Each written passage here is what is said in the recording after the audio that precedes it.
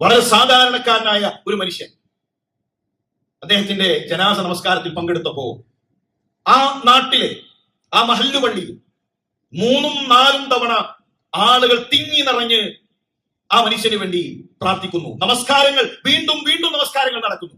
എന്തേ കാരണം? അദ്ദേഹത്തിന്റെ ആ മരണവാർത്ത അത് വാട്സപ്പില് മെസ്സേജ് ആയി പോകുമ്പോൾ അതിന്റെ അടിയിൽ ഒരു വാക്കുകൂടെ ഉണ്ടായിരുന്നു. കേരളത്തിന്റെ വ്യത്യസ്ത ഭാഗങ്ങളിലെ റൂട്ട്സിൽ ദഅവത്തിന്റെ യാത്രയിൽ ഉണ്ടായിരുന്ന ഒരു വ്യക്തിയാണ് അദ്ദേഹം. സജീവമായി ഓരോ നാട്ടിലും ദഅവ പ്രവർത്തനത്തിന് ഇറങ്ങിയ വ്യക്തിയാണ് അദ്ദേഹം.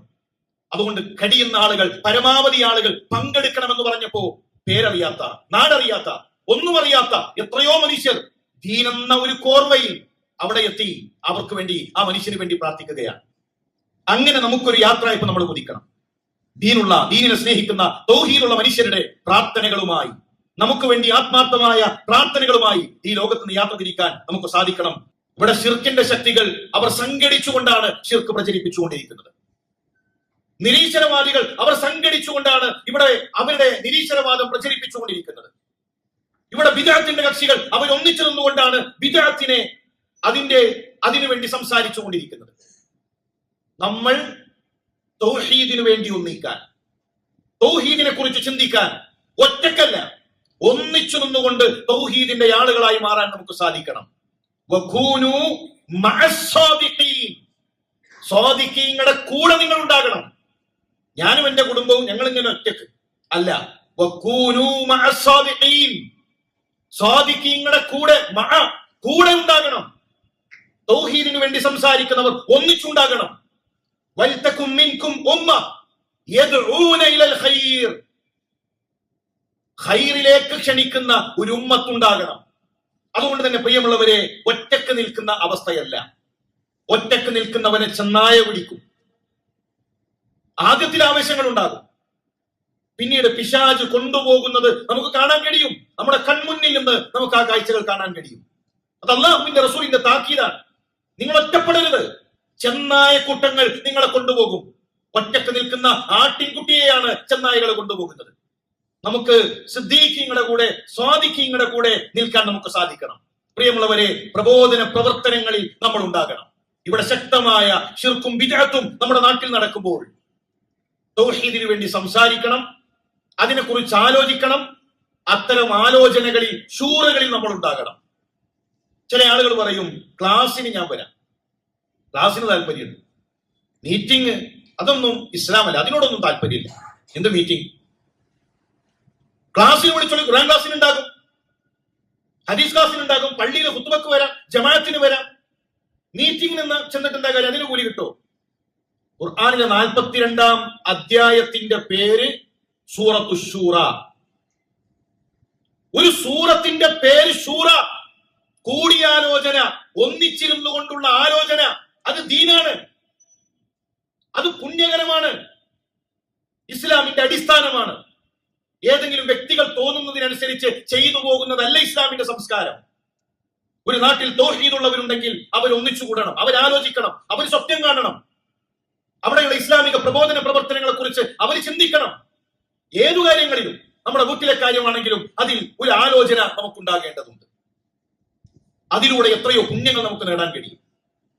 കേരളത്തിലെ തൗഹീദി പ്രബോധനത്തിന്റെ ചരിത്രം വായിക്കുമ്പോൾ വയോധികന്മാരായ പണ്ഡിതന്മാർ തിരൂരങ്ങാടിയിൽ നിന്ന് പരപ്പരങ്ങാടിയിലേക്ക് നടന്നു പോകുന്ന ഒരു കഥ വായിച്ചിട്ടുണ്ട്. വളരെ പ്രായം ചെന്ന കേരളത്തിലെ പ്രഗത്ഭനായ ഒരു പണ്ഡിതൻ, കൂടെയുള്ള ശിഷ്യൻ ചോദിച്ചു, ഇതാ ആ കടയിൽ ചെന്നിട്ട് കുറച്ച് വെള്ളം നമുക്ക് ചോദിച്ചാലോ? നല്ല ദാഹമുണ്ട്, 10-12 കിലോമീറ്ററുകൾ നടന്നു പോകണം, കുറച്ച് വെള്ളം അവിടെ ചെന്നൊന്ന് ചോദിച്ചാലോ? എന്നാ പ്രബോധകന്റെ മറുപടി, നിങ്ങൾ ചെന്ന് ചോദിക്കുക, ഞാൻ ചോദിച്ചാൽ വെള്ളം കിട്ടുകയുമില്ല, ചിലപ്പോ വേറെ ചിലത് കിട്ടുകയും ചെയ്യും. തൗഹീദ് പറഞ്ഞതിന്റെ പേരിൽ ദാഹിച്ചു വലഞ്ഞാൽ ഒരു ഗ്ലാസ് വെള്ളം നിഷേധിക്കപ്പെട്ടിരുന്ന ഇന്നലകൾ ഉണ്ടായിരുന്നു. ഇന്ന് ആ പ്രദേശത്ത് തൗഹീദിന്റെ 9 പള്ളികളുണ്ട്. 9-ലധികം പള്ളികളിൽ നിന്ന് തൗഹീദിന്റെ ഖുതുബകൾ നടക്കുന്നു. ഇതെങ്ങനെ ഉണ്ടായി? എന്താണ് ഈ മാറ്റത്തിന്റെ കാരണം? ഒന്നിച്ചുള്ള ആലോചനകളാണ്, നാടിനെ കുറിച്ചുള്ള ചിന്തകളാണ്, ശൂറകളാണ്, പ്രബോധന പ്രവർത്തനങ്ങളാണ്. അതുകൊണ്ട് പ്രിയമുള്ളവരെ, അത്തരം ആലോചനകളിലും ശൂറകളിലും നമ്മൾ ഉണ്ടാകണം. ഒരുപാട് പ്രതിഫലങ്ങൾ നമുക്ക് നേടിയെടുക്കാൻ സാധിക്കും.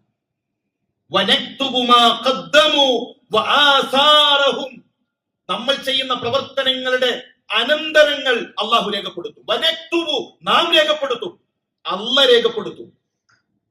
മരിച്ച ഖബറിൽ കിടക്കുമ്പോഴും നമ്മൾ ഇവിടെ ഒരു പ്രബോധന പ്രവർത്തനത്തിന് തുടക്കമിട്ടാൽ നമ്മുടെ ഖബറിലേക്ക് അത് രേഖപ്പെടുത്തും. അത് എന്റെ അമലാണ്. ഇവിടെ ഒരു ഖുർആൻ ക്ലാസ് തുടങ്ങി, ഇവിടെ നമ്മളൊരു ഖുർആൻ ക്ലാസ് തുടങ്ങി, 10 പേര് വന്നു. 10 ആയത്ത് ഒരാൾ പഠിച്ചാൽ അത് തുടങ്ങിയവന് 100 ആയത്തിന്റെ പ്രതിഫലമാണ്. അത് വെറുതെ ഇരിക്കുന്നവർക്ക് കിട്ടൂല, അത് വെറുതെ ഇരിക്കുന്നവർക്ക് കിട്ടൂല. അത് നമ്മുടെ കച്ചവടവും നമ്മുടെ ദുനിയാവും അതിന്റെ പിറകെ ഓടുന്നവർക്ക് ലഭിക്കില്ല. 10 പേർ 10 ആയത്ത് വീതം പഠിച്ചു കഴിഞ്ഞാൽ ആ ഖുർആൻ ക്ലാസിന്റെ സംഘാടകൻ, അതിനുവേണ്ടി ത്യാഗം ചെയ്തവർക്ക്, അതിനെക്കുറിച്ച് ചിന്തിച്ചവർക്ക്, അതിനുവേണ്ടി പണം ചിലവഴിച്ചവർക്ക് അതിന്റെ പ്രതിഫലമുണ്ട്. ഇവിടെ ഒരു തൗഹീദി പ്രഭാഷണം സംഘടിപ്പിക്കുന്നു. ഒരു മനുഷ്യന് അതിലൂടെ തൗഹീദ് ലഭിച്ചാൽ, അതിലൂടെ ലാ ഇലാഹ ഇല്ലല്ലാഹ് ലഭിച്ചാൽ, ആ മനുഷ്യന്റെ സുജൂദും ആ മനുഷ്യന്റെ തക്ബീറും ആ മനുഷ്യന്റെ തഹ്ലീലും അവരുടെ ഖബറിലേക്കാണ്. ലോകാവസാനം വരെയുള്ള അവസാന മനുഷ്യന്റെ തസ്ബീഹിന്റെ കൂലി അള്ളാഹുവിന്റെ റസൂൽ സല്ലല്ലാഹു അലൈഹി വസല്ലം തങ്ങൾക്ക് ലഭിക്കും. അവസാന മനുഷ്യന്റെ തക്ബീറിന്റെ കൂലി റസൂലുള്ളാഹി സല്ലല്ലാഹു അലൈഹി വസല്ലം തങ്ങൾക്ക് ലഭിക്കും. എന്തേ കാരണം? ഈ നന്മക്ക് കാരണമായത് റസൂലുള്ളാഹി സല്ലല്ലാഹു അലൈഹി വസല്ലം തങ്ങളാണ്. എങ്കിൽ നമ്മുടെ നാട്ടിൽ അങ്ങനെ ചില പ്രബോധന പ്രവർത്തനങ്ങളിൽ, അങ്ങനെ ചില നന്മകളിൽ നമ്മൾ കാരണക്കാരാകണം, നമ്മൾ തുടക്കക്കാരാകണം. ആ നന്മകൾ ചെയ്യുന്നവരുടെ കൂടെ നമ്മൾ ഉണ്ടാകണം എന്ന് ഓർമ്മപ്പെടുത്തുകയാണ്. അല്ലാഹു അങ്ങനെ ഒരു മനസ്സ് നമുക്ക് നൽകി അനുഗ്രഹിക്കണം.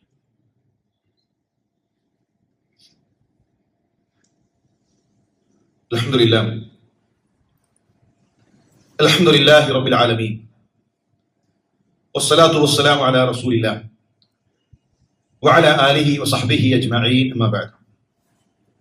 അല്ലാഹുവിനെ സൂക്ഷിച്ച് അവനെ വഴിപ്പെട്ട് ജീവിക്കണമെന്ന് ഉണർത്തുകയാണ് വസിയത്ത് ചെയ്യുക.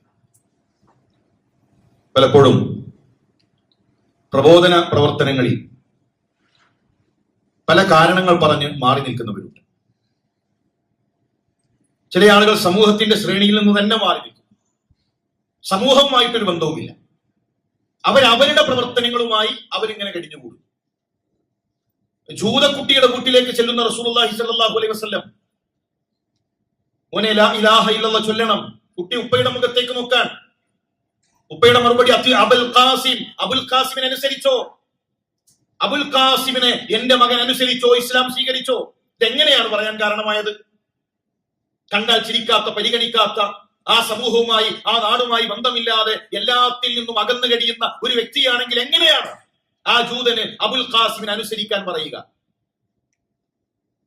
റസൂലുള്ളാഹിയുടെ പരിഗണന അയാൾക്കറിയാം, പ്രവാചകൻ സല്ലല്ലാഹു അലൈഹി വസല്ലമയുടെ പെരുമാറ്റം അയാൾക്കറിയാം, മാന്യത അയാൾക്കറിയാം. അതാണ് അബുൽ ഖാസിമിനെ അനുസരിച്ചോ എന്ന് പറയാൻ കാരണമായത്. നമ്മൾ സമൂഹത്തിൽ നിന്ന് മാറി നിന്ന് കഴിഞ്ഞാൽ ഇവിടെ എല്ലാം പ്രശ്നമാണ്, ഇവിടെ മൊത്തത്തിൽ പ്രയാസമാണ്. അതുകൊണ്ട് ഞാൻ എന്റെ ഈമാൻ, ഞാൻ എന്റെ തഖ്വ എന്ന് പറഞ്ഞു മാറി നിന്ന് കഴിഞ്ഞാൽ ഈ ജനങ്ങളിലേക്ക് എങ്ങനെയാണ് ദീനെത്തുക? ഈ ജനങ്ങൾക്ക് എങ്ങനെയാണ് തൗഹീദ് എത്തുക? എന്റെ കുടുംബത്തിൽ എല്ലാവരും ശിർക്ക് ചെയ്യുന്നവരാണ്, അതുകൊണ്ട് അവരുമായി ഒരു ബന്ധവുമില്ല എന്ന് പറഞ്ഞ് ഞാൻ മാറി നിന്ന് കഴിഞ്ഞാൽ എന്റെ കുടുംബത്തിലേക്ക് എങ്ങനെയാണ് തൗഹീദിന്റെ ആദർശം എത്തുക? നമ്മൾ കൃത്യമായി ദഅ്വാ രംഗത്തുണ്ടാകണം, സമൂഹത്തിന്റെ ഭാഗമായി നമ്മൾ ഉണ്ടാകണം. പല ന്യായങ്ങളാണ് ആളുകൾക്ക്. പണ്ട് ഉഷാറായിരുന്നു, ഇപ്പൊ കച്ചവടമാണ്. പുതിയ കട കൂടെ തുറന്നു, ഇപ്പൊ നിന്ന് തിരിയാൻ ടൈമില്ല. എന്താ പറഞ്ഞതിന്റെ അർത്ഥം? അള്ളാഹു ഒരു അനുഗ്രഹം കൊടുത്തപ്പോ, അള്ളാഹു സാമ്പത്തികമായ ഒരു ഭദ്രത നൽകിയപ്പോ, ഇനി അള്ളാന്റെ ദീനിനു വേണ്ടി എനിക്ക് ചിലവഴിക്കാൻ സമയമില്ല, ഇനി ഞാൻ ആ ദുനിയാവിന്റെ പിറകെ പോവാൻ. ഇപ്പൊ ജോലി കുറച്ച് ടൈറ്റാണ്, മെച്ചപ്പെട്ട ഒരു സാലറി ഉണ്ട്, അതുകൊണ്ട് ദഅവത്തിന് എനിക്ക് സമയമില്ല. ജോലിയിൽ ഒരു അനുഗ്രഹം കിട്ടിയപ്പോ ഇനി അള്ളാഹുവിന്റെ ദീനിനു വേണ്ടി എനിക്ക് മാറ്റിവെക്കാൻ സമയമില്ല. പല ന്യായങ്ങളാണ് പ്രബോധനത്തിൽ നിന്ന് ആളുകൾക്ക് മാറി നിൽക്കാൻ. കുടുംബത്തിന് ഇഷ്ടമല്ല, ഭാര്യയ്ക്ക് ഇഷ്ടമല്ല, എന്റെ കച്ചവടം, എന്റെ വീടുപണി, എന്റെ ബിസിനസ്. 1400 വർഷങ്ങൾക്ക് മുമ്പ് മാലിക് ഇബ്നു ദീനാറും കൂട്ടരും നമ്മുടെ നാട്ടിലേക്ക് പായക്കപ്പലിൽ യാത്ര തിരിക്കുമ്പോ നമ്മൾ പറയുന്ന ഈ ന്യായങ്ങൾ അവർക്കില്ലേ? ആ ന്യായങ്ങളെല്ലാം മാറ്റിവെച്ചുകൊണ്ട് അവരിവിടേക്ക് യാത്ര തിരിച്ചു. കടലിൽ തക്ബീറും തഹ്ലീലും തസ്ബീഹും ഭക്ഷണമാക്കി അള്ളാഹുവിൽ തവക്കുലാക്കി അവർ യാത്ര ചെയ്തതുകൊണ്ട് നമ്മൾ മുഹമ്മദും അഹ്മദും ബഷീറുമായി മാറി. അല്ലെങ്കിൽ നമ്മുടെ പേരെന്താണ്? നമ്മുടെ ദീൻ ഏതാണ്? ഈ സത്യം അറിയാത്തവർ അറിയണമെന്ന ആഗ്രഹവുമായിട്ട് താബിഈകൾ സ്വഹാബാക്കൾ യാത്ര ചെയ്തതുകൊണ്ടല്ലേ ഈ ദീൻ നമുക്കെത്തിയത്. നമ്മൾ ഈ ആദർശവും കെട്ടിപ്പിടിച്ച് അങ്ങനെ ഒളിച്ചിരിക്കുകയാണ്. ഖും ഫഅൻദിർ, താക്കീത് ചെയ്യണം. ജനങ്ങൾക്ക് ഈ ആദർശം പറയാനുള്ള ഒരു മനസ്സ് നമുക്കുണ്ടാകണം. സംഘമായി നമ്മൾ നിൽക്കണം. സംഘമായി നിൽക്കണം. നമ്മൾ ഒറ്റക്കല്ല. ഒരു നാട്ടിൽ നമ്മൾ ഒറ്റക്കല്ല ഉണ്ടാകേണ്ടത്. ഒന്നിച്ച് ദീനുള്ളവർ ഒന്നിച്ചു നിൽക്കണം. സംഘമായി നിൽക്കൽ ദീനാണ്. ആ സംഘമായി നിൽക്കുമ്പോൾ അതിനൊരു ഘടന ഉണ്ടാകും. അതിനൊരു ഘടന വേണം. തോന്നുന്നവർ തോന്നുന്നത് ചെയ്യലല്ല. ഇസ്ലാമിൽ 3 പേര് പോകുമ്പോൾ ഒരാൾ അമീറാകണം. അത് ഘടനയാണ്. 3 ആള് യാത്ര ചെയ്യുമ്പോൾ ഒരാൾ അമീറാണ്. അത് ഘടനയാണ്. ആ ഘടന ദീനാണ്. ആളുകളുടെ അഭിപ്രായങ്ങൾ കേൾക്കണം, ശൂര ചെയ്യണം. അങ്ങനെ സംഘമായി നിൽക്കുമ്പോൾ പാലിക്കേണ്ട മര്യാദകളുണ്ട്. അതൊക്കെ വേറെ എന്തോ സാധനങ്ങളായിട്ടല്ല നമ്മൾ മനസ്സിലാക്കേണ്ടത്. അതെല്ലാം നമുക്ക് ദീനിന്റെ ആശയങ്ങളായി തന്നെയാണ് മനസ്സിലാക്കാൻ സാധിക്കേണ്ടത്. അതുകൊണ്ട് സഹോദരന്മാരെ, നമ്മൾ പ്രബോധനം നടത്തണം. പ്രബോധന കൂട്ടത്തിൽ നമ്മൾ ഉണ്ടാക്കണം. നൂഹ് നബി അലൈഹി സ്വലാം നോക്കൂ, ആരോടാണ് പറയുന്നത്? ഇന്ന് പാലക്കാടും നാളെ മണ്ണാർക്കാടും അടുത്ത ദിവസം പെരിന്തൽമണ്ണയിലും ഓരോ ദിവസം ഓരോ നാട്ടിലാണ്. അല്ലല്ലോ. 950 കൊല്ലം ഒരേ ആളുകളോടാണ് പറഞ്ഞത് ലാ ഇലാഹ ഇല്ലല്ലാഹ്. 950 കൊല്ലം ഒരേ ആളുകളോട് ഒരേ ആദർശമാണ് പറഞ്ഞത്. നാട് മാറുന്നില്ല. ഇന്നലെ കണ്ടവനെയാണ് ഇന്ന് കാണാനുള്ളത്. അവരൊന്നും മാറൂല, അവിടൊക്കെ തനിച്ച ഖുറാഫത്താണ്, അവിടൊക്കെ തനിച്ച വിദഅത്താണ്, അവരൊന്നും മാറാൻ പോകുന്നില്ല എന്നല്ല. എന്താ നൂഹ് നബിയുടെ ചരിത്രം നമുക്ക് നൽകുന്ന പാഠം? നിങ്ങളുടെ നാട്ടിൽ 950 കൊല്ലം തൗഹീദ് പറയാനുള്ള അവസരമുണ്ടെങ്കിൽ ആ 950 കൊല്ലവും ലാ ഇലാഹ ഇല്ലല്ലാഹ് പറയണം. നിർത്താൻ പറ്റൂല. മാറൂല എന്ന് പറഞ്ഞ് നിർത്തി പോരാൻ പറ്റൂല. ആരുമില്ല, ഞാൻ ഒറ്റക്കാണെന്ന് പറഞ്ഞ് ആ പണി നിർത്താൻ പറ്റൂല. 1 കൊല്ലം ഒരാളെ കിട്ടിയോ നൂഹ് നബി അലൈഹി ഇസ്ലാമിന്? 10 കൊല്ലം ഒരാളെ കിട്ടിയോ? 950 കൊല്ലത്തെ പ്രബോധനത്തിൽ 100-ൽ താഴെ ആളുകളാണ് നൂഹ് നബി അലൈഹി ഇസ്ലാമിന്റെ പ്രബോധനത്തിൽ ആദർശം സ്വീകരിച്ചത്. എന്നിട്ടാണോ നമുക്ക് ആളില്ല എന്ന പേടി? ഈ പള്ളിയിൽ ഒരുമിച്ച് കൂടിയ അത്ര ആളുകൾ അള്ളാഹുവിന്റെ റസൂൽ സല്ലല്ലാഹു അലൈഹി വസല്ലം തങ്ങളുടെ മക്കയിലെ പ്രബോധനത്തിൽ മക്കയിൽ മുസ്ലിമീങ്ങളായിട്ടുണ്ടോ? ഉണ്ടോ? കാണാൻ കഴിയില്ല. അള്ളാഹുവിന്റെ റസൂലിന്റെ പ്രബോധനം, അബൂബക്കർ സിദ്ദീഖ് റളിയല്ലാഹു തന്റെ പ്രബോധനം, ഉമർ റളിയല്ലാഹു തന്റെ പ്രബോധനം, ഹസ്സാൻ ഇബ്നു സാബിത്തിന്റെ കവിതകൾ, എന്തെല്ലാം ഉണ്ടായിരുന്നു ഇസ്ലാമിക പ്രബോധന പ്രവർത്തനങ്ങളിൽ മക്കയിൽ. 13 വർഷക്കാലം എത്ര ആളെ കിട്ടി? 500 ആളെ കിട്ടിയോ? 400 ആളെ കിട്ടിയോ? അത്രയൊന്നും ആളുകളില്ല. നമുക്ക് എത്ര വലിയ നിഅമത്താണ്, നമുക്ക് എത്ര വലിയ അനുഗ്രഹമാണ്. തൗഹീദുള്ള ഒരു വലിയ ആൾക്കൂട്ടം ഉണ്ടായിട്ട് എന്തേ നമുക്ക് ഈ നാട്ടിലെ ശിർക്കിനെതിരെ, ഈ നാട്ടിലെ ബിദ്അത്തിനെതിരെ, ഈ നാട്ടിലെ പാവം മനുഷ്യർ തൗഹീദ് അറിയാതെ നരകത്തിലേക്ക് പോകുമ്പോൾ അവർക്ക് ആ വഴി കാണിക്കാനുള്ള അവസരങ്ങളെ കുറിച്ച് ചിന്തിക്കാൻ നമുക്ക് സാധിക്കാത്തത്? നമ്മൾ മാറി നിന്നാൽ നമ്മളെക്കാൾ ഹൈറായവരെ അള്ളാഹു കൊണ്ടുവരും. ദീനിനൊന്നും സംഭവിക്കൂല. ദീൻ ഇവിടെ ഉണ്ടാകും. അള്ളാഹു പകരം ആളുകളെ കൊണ്ടുവരും. അതുകൊണ്ട് പ്രിയമുള്ളവരെ, നന്മകൾ നേടിയെടുക്കുക. സലഫുകൾ പറയാറുണ്ട്, മദീന മുസ്അബ് കൊണ്ടുപോയി, മദീന മുസ്അബ് കൊണ്ടുപോയി. ഒന്നും അറിയാത്തൊരു നാടാണ് മദീന.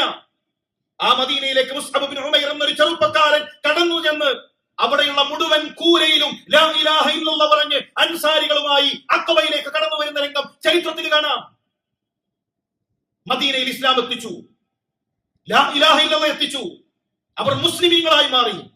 ആ മുഴുവൻ പുണ്യവും, മദീനയുടെ പുണ്യം മുസ്അബ് ഇബ്നു ഉമൈർ എന്ന ചെറുപ്പക്കാരൻ കൊണ്ടുപോയി. നമുക്കങ്ങനെ ചില പ്രദേശങ്ങൾ ഉണ്ടാകണം. ഈ നാട്ടിൽ ഞാനാണ് തൗഹീദ് തുടങ്ങിയത്, ഈ പ്രദേശത്ത് ഞാനാണ് ആദ്യമായി തൗഹീദി പ്രബോധനം ആരംഭിച്ചത്, അവിടെ ആദ്യമായി ഒരു തൗഹീദിന്റെ സംസാരം സംഘടിപ്പിച്ചത് ഞാനാണ്. അങ്ങനെ ഒരു കൊച്ചുനാടെങ്കിലും ഒരു കൊച്ചു പ്രദേശമെങ്കിലും അവിടെയുള്ള പ്രബോധന പ്രവർത്തനങ്ങളിൽ നമ്മൾ ഉണ്ടാകണം. ഈ ദുനിയാവിൽ ഏറ്റവും വലിയ സൗഭാഗ്യം മരണപ്പെടുന്ന സമയത്ത് തൗഹീദുള്ള 40 പേരുടെ ജനാസ നമസ്കാരമാണ്. ഒരാൾ മരിച്ചാൽ ആരാണ് അവിടെ ഓടിയെത്തുക? ബിസിനസ്സുകാരനാണെങ്കിൽ കുറെ കച്ചവടക്കാരുണ്ടാകും. നമ്മൾ എന്തുമായി ബന്ധപ്പെട്ട് നിൽക്കുന്നുവോ അവരാണ് നമ്മളെ യാത്രയാക്കുക. തൗഹീദി പ്രബോധനത്തിൽ ഉണ്ടോ പ്രിയമുള്ളവരെ? തൗഹീദുള്ള മനുഷ്യരുടെ പ്രാർത്ഥന ഉണ്ടാകും. ആ പ്രാർത്ഥന അല്ലാഹു സ്വീകരിക്കും.